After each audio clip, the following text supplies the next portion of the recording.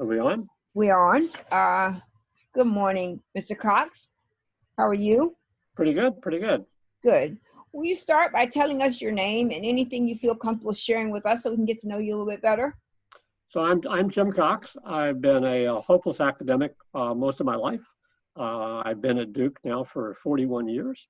It's hard to believe that. And I was a tenured professor in the University of California system before. So I'm coming up on my 50th year of teaching, which is surprising to me. And what I'll add is just a note of humor. Perhaps it was apocryphal for my career. My very first class was at Boston University in September of 1970, and I never made it. I got stuck on the subway, the MTA, under the Charles River for 2.5 hours and missed my first class. Wow. So I thought, well, hopefully this is not a prophetic beginning. So that's where it all started. And I learned something there, which is that you roll with the bunches. And I think that's a good way to surviving in the classroom, within the academy, which can be pretty damn brutal. And no place is more hierarchical than a university is. And America has become. So there we are. Yeah. How did you pick law? Why did you decide to become a law professor over the other types of disciplines out there? You know, I think in part, so there's a human story here, and I don't want to go into too much details about my personal life. But I left home in Kansas, and I rode a bus from Kansas to go live with my grandmother in Arizona. And on that bus ride, 26 hours, I read a book, and it was called To Kill a Mockingbird. And lo and behold, my senior year, I was then a rising senior in high school, we read the book again. But I think it was that book that suddenly awakened me, because my predilection at that point was all the sciences. I was blessed by being able to do very well in math and science. And I was going to be a veterinarian like all kids. You like animals, right? But it made me think that being somewhat other directed somehow would be good. So, and then I get out there, and so I took care of my grandmother, who was very badly crippled with arthritis, lived with her. And one of her favorite programs was a program in the 60s called The Defenders. E.G. Marshall played a role. And it was a white shoe law firm in New York City, but they took on all kinds of social causes. So it made me sort of think that law could be a positive social force. And I started doing more reading about the law. And it did shape me. But along the way, they were very utilitarian, and they stressed the importance that you had to have a job, you had to have a profession that you could support yourself. And so all this stuff about liberal arts, et cetera, doesn't make a lot of sense, but you should get something. So I became an accounting major, accounting and statistics major. And, but all along I said, well, maybe I'll become a tax lawyer, sort of need numbers. And I got to law school, and it was a great time to go to law school. I entered law school in the fall of '66, just after Miranda's decision, just after a lot of things were happening. It was the height of the Warren Court. And you did see, and society bought into the idea that law was a positive force, just like what first attracted me there.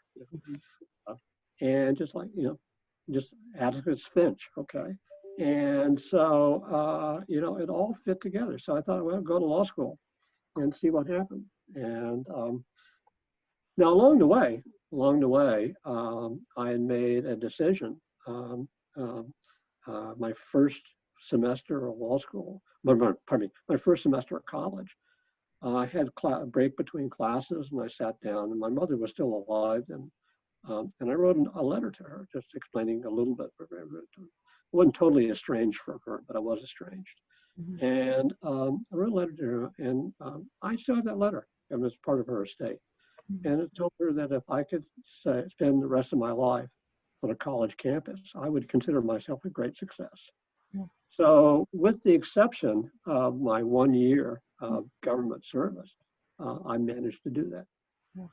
And that's wonderful. And what part of law do you teach?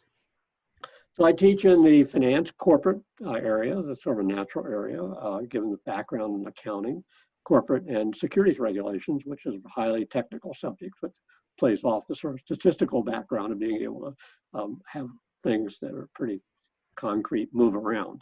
And so I teach in securities regulation, financial market regulation, and corporate law, mainly public corporate law. Yeah. I think it's very interesting that you mentioned To Kill a Mockingbird. It's one of my favorite books. I read it a couple times a year just to go back and read it. Also, there's 12 Angry Men. I think between those two books, you know, I have a kind of question about what law really is, because in 12 Angry Men, these jurors are debating this guy's fate. And, you know, they've all settled that he's guilty. And then they go and eventually one by one, they start, rethinking it. And when I spoke to Professor Blocher and Barack, I asked both of them the same question. What is the rule of law? What does that really mean in plain English? Oh, and so I get to answer that question. But yes, sir. Yes, sir. I think that I've seen most of law much like we see just sort of growing up in society, and that is that it's just a norm that it tries to tell you what's better for the group. So one of the things I always was attracted to about law is that in most instances it's very other directed. That is, it's not about what happens to the individual, although many people try to pervert that when they think about all kinds of qualifications in the tax code, for example, that benefits a particular industry. But you think about most of law is just to try to make all the parts kind of work better. That some parts would obviously work better if there weren't these other parts, but we have to sort of give and take for the greater good of everybody. So I think that's a pretty good strategy. And that's how I see the law. Okay. Well, I asked my students in class about the first or second class. I said, okay, I'll wait for somebody to use fairness, the F word. And I just sort of say, well, what are we going to use to determine what's fair? I mean, am I get them talking about that? And, we come up with some metrics and we play with that. And we try to illustrate that even with those metrics, you can still need to have a regulation to make sure that there's a fairness to all the various inputs into the equation for what is fair. Right. That makes sense. I mean, so one of the things that I find very interesting in my office, I haven't seen it in so long, I miss my office, but I have all the amendments on my office and I look at them and, every once in a while I'll pick one and I'll go read everything I can find out about it. But I always wonder, were the original framers of the Constitution really thinking about the Constitution the way we apply it today? So the right to bear arms, free speech, the civil rights amendments, all of those things. Did they really craft that legislation with the way we are applying it today? Well, this is outside my wheelhouse, but my idea was that they could never see the future very well anymore. And I could have seen, for example, that someday I'd be teaching a law school class staring into a camera because there was a pandemic. Yeah. I mean, it just gives too much faith to that. And so I do, I had this faculty meeting the other day in which there was talk about the most recent decision by the Supreme Court on LGBT. And let me just turn this off.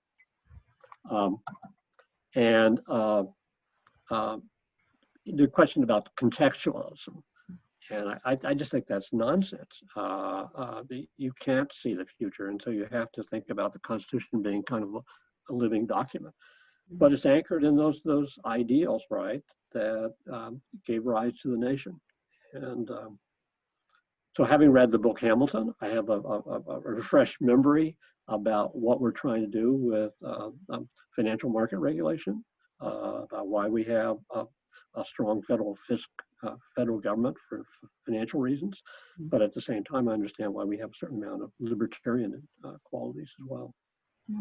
So as emerging technologies are coming along, the SEC and other regulators are having to consider what these financial things mean. So you've got FinTech or financial technology, and you've got all of these algorithms and automation that makes decisions without necessarily consulting a person. So you're looking for certain qualities in the code to do certain things. So one of the things I find really interesting about algorithms is like how they can decide something based on input someone's given. So, for example, for FinTech, like blockchain and all these other things that have come along, they've been so far written that very few people understand in plain English what they are.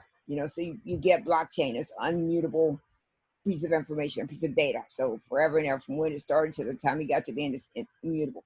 Well, then you ask the average citizen, what does that mean? Right? So this is in your futures. You're going to have blockchain, you're going to have FinTech, it's almost like people, when we first went to the ATM, right? When we went to the ATM, there was this new technology that we all had to experiment with, and a lot of people were resistant to. So now, as we're looking at these emerging technologies that are coming straight at you and the SEC and what you teach, tax code, and all the pieces of legislation around finance, how do you see these technologies? Do you worry? Do you feel comfortable? Do you think that they need more oversight? Do you have any thoughts about these technologies? I have a great deal of fear. One, I admit to being a hopeless primitive on technology. And what I worry about is that the individuals who are the greatest proponents of technology seem to be individuals who think that technology is, as it turned out to be with electricity, something a great liberating force, and so it's to be embraced. And I'm not against that, but it's not clear to me that these same individuals are paying attention to some core ideas. So, for example, we have all kinds of discussions in my area called coin offerings. These are methods in which you're able to use technology and essentially raise money by divvying up interest and keeping track of what interest you're entitled to in various products or technologies that may be developed down the road. This is clearly a security. And what I find interesting is so much of the debate, the champions, the young whippersnappers, are individuals who could care less about why we try to protect people under the securities laws. They're all thinking that this this technology is a great liberating force, reduces regulation, and therefore is going to free the hand of capitalism and create lots of jobs. Well, we said the same thing 50, 60 years ago about technology, which is called modern drilling practices for oil into the ground and raising money through all kinds of selling future interests. And at the same time, investors got fleeced, and that's why we have the securities laws, okay? And so, again, I'm all for technology, but you have to understand there's some core concepts like protecting people's investments that need to be reconciled to how the technology works. Let me ask you this question. Are you familiar with redlining? Oh, absolutely. Why was it necessary, and what does it mean today? Well, I know redlining mainly from a historical standpoint. And what I thought we put the stake in that viper's heart a long time ago. But apparently we didn't. And so we still have these practices by these banks, okay? And only thing I can think about is that this is just a way that they have a crude, ill-informed heuristic for managing risk. That is, if you have somebody that comes in and wants to borrow money and they don't look like you probably don't want to lend to them. Now, that doesn't make a lot of sense to me, okay? And certainly not how America is going, and who's going to put that money to better use, quite frankly. So the redlining, to me, is just a stupid, ill-informed business practice by individuals who never think about how they're making money might hurt somebody, okay? So they're making money by managing risk, but in the process, they're using a heuristic to manage risk that is extraordinarily harmful and actually very harmful to their business, okay? You plant seeds in the ground and you water them because the idea they're going to grow and produce something that's going to be more valuable than that land is right now laying arid, okay? So making loans is a good way of planting seeds in the community that are going to enrich the community. And when the communities get enriched, it enriches everything around them, okay? I mean, Duke has benefited terrifically by the fact that the whole central part of North Carolina has gotten financially much more vibrant, okay? Stanford, the same thing. When I was at Stanford, it was in the mid-70s. It was, it benefited terrifically by the rising force of Silicon Valley. Okay, so all businesses, all activities benefit by what goes around them. And so the thing is, make more things happen around you.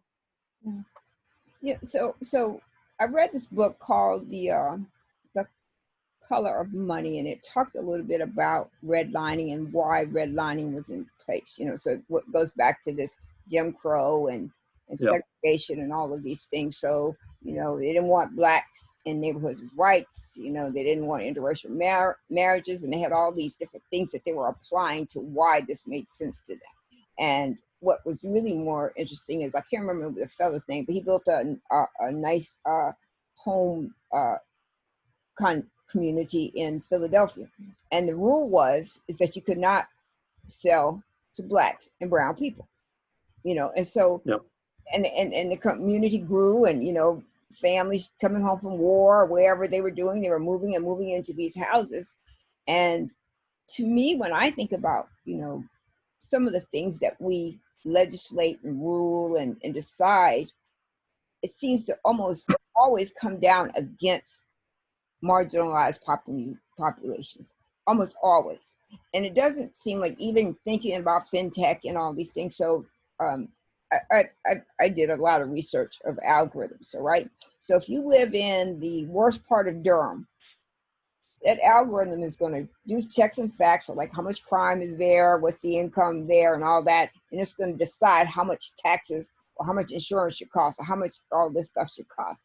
And so when you get to that place, it looks like to me that we're going back to a new version of redlining, but now we're using technology to marginalize people even more. Yep. I mean, that's it. I mean, I think, and it seems to me, it's now public knowledge that redlining is existing at a lot of community banks and even the national banks. And we would have a very different regulatory posture in Washington right now with a change in administrations. And so, but the problem is these have long lead times, and so to be able to do that, but that's a place to go. But it's to me, it's inexcusable.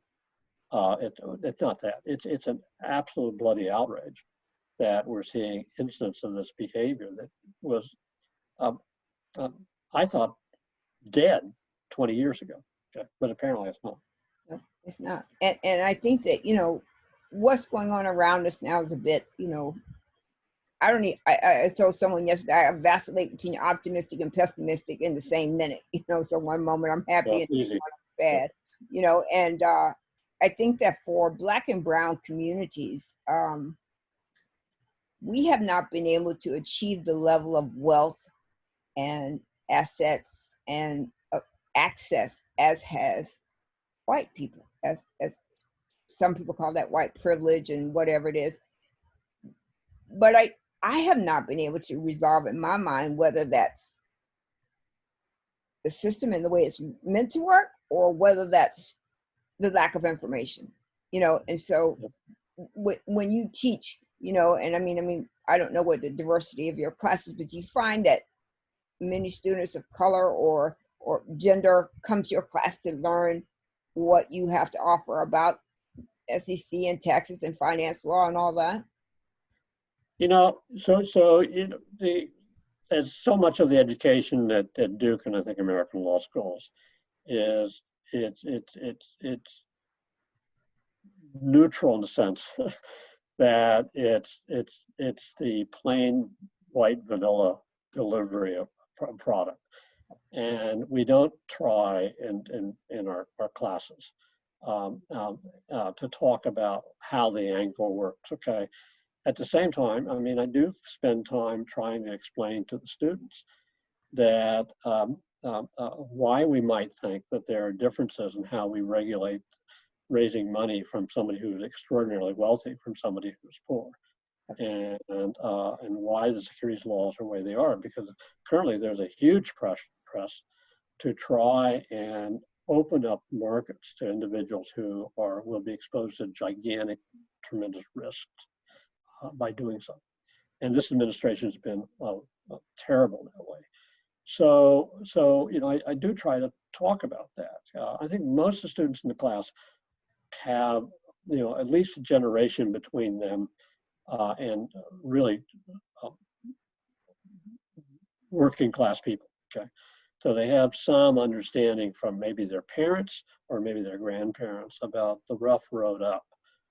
But the other thing I do tell them at the end of the class when I say goodbye to them, I said, listen, just a little bit of fatherly advice. I mean, I could sit here and tell you about how wonderful you are, et cetera, like that. But let me talk about something like that. And it's the idea of the wonders of the compounding of interest. And it explains so much of the economic disparity that exists. Right. And my bottom line of that is the idea is, as soon as you possibly can, buy equity, buy a home, okay? Go into debt, okay? And I explained to them just the compounding of interest, okay? Real estate seems to have been a pretty solid investment.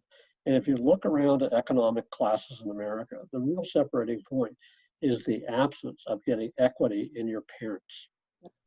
So if you want to do something for your kids, buy a home now, even though you don't have any kids. Right. Get on that economic plan. And we as a society at one point made a commitment to help all Americans do that, except we redlined.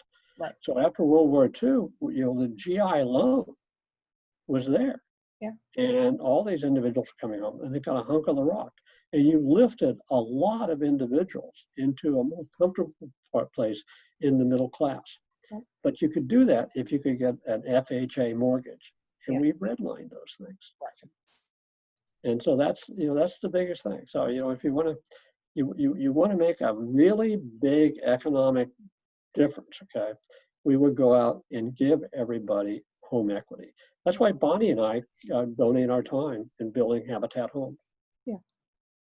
And we support Habitat with financial, fairly substantial. Nobody gets more money than Durham Habitat from the vast Cox giving. But we donate our time building homes because we believe in that. That's not a question about, I'm not saying about pulling, quote, yourself up by your bootstraps.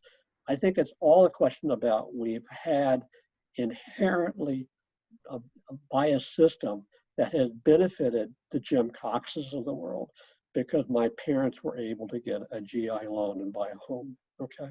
Right, exactly. So I sit on the board of one of the local state employees credit union, and we meet 4 or 5 times a year, and it's amazing what I learn about credit, right? So, I think that either in elementary school, high school, or early in college, students need to understand what credit means. Absolutely. And why you need it and how you use it. Just because you can go out and buy a Ferrari doesn't necessarily mean you should, because that interest is higher because it's more risky. Whereas if you buy a home, it's lower because it's less risky unless it's in an area where there's blight or whatever there may be. But what we're also seeing is a tremendous amount of reclaiming of areas. So parts of Durham, and I don't know where you live at, but parts in Durham used to be all black, crack affected, all of this. And all of a sudden we've got this thing where people are now buying these homes, and the people who are selling their homes don't even know what they're doing. Somebody says, hey, I'm going to give you $50,000 for your house. You never had $50,000. Wow, that's a great amount of money. Great. And now this house is going to sell for $300,000 or $400,000.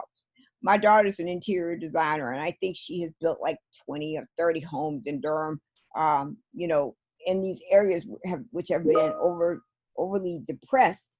Now, people who had never lived in these neighborhoods or lived in them a long time ago are coming back and saying, I want to live in these neighborhoods. And so you're getting Black people pushed further and further out now and not being able to afford to get a loan because now not only do they have may not have good credit, but they may not be able to afford the price of the house, and the taxes and all those things it takes with home ownership. So I mean, the message there is, I always tell students about compounding of interest is that the time to start saving is not when you're 50 or you're 40. This time to start saving money is in your 30s, and you can start doing that. Okay, when when you get out of law school, and they got all these student loans, get used to the idea of saving and pay off. And again, the magic of compounding of interest. Okay? Yeah, absolutely. Well, thank you so much, Jill, for talking to me. Okay, Rochelle, thanks for doing this. It's great to see you. I mean, I so miss seeing everybody in the building. I mean, so I don't know what's going to happen to us, but my God, it's a very different world. Let's hope it changes quickly. Yeah, I wonder will they find a vaccine in the next year or two? I think, because most viruses mutate along the way, when you get your flu shot, you may or may not be immune to the flu, depends. So Yeah, there's all kinds of speculation. Anyway, thanks for doing this, Rochelle. Great to see you. I'm going to send you a copy of this so you can tell me if I can upload it. Okay, thank you. Thank you. See you later. Bye. Bye.